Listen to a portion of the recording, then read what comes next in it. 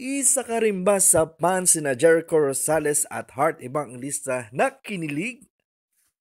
Hindi naman tatwa sa atin na nagkaroon sila ng relasyon na talaga namang isa sa mga idol natin na real couple noon na talaga namang sinubaybayan natin hanggang sa kanilang paghiwalay ay muling nagsama. Kaya naman nakakakilig namang talaga.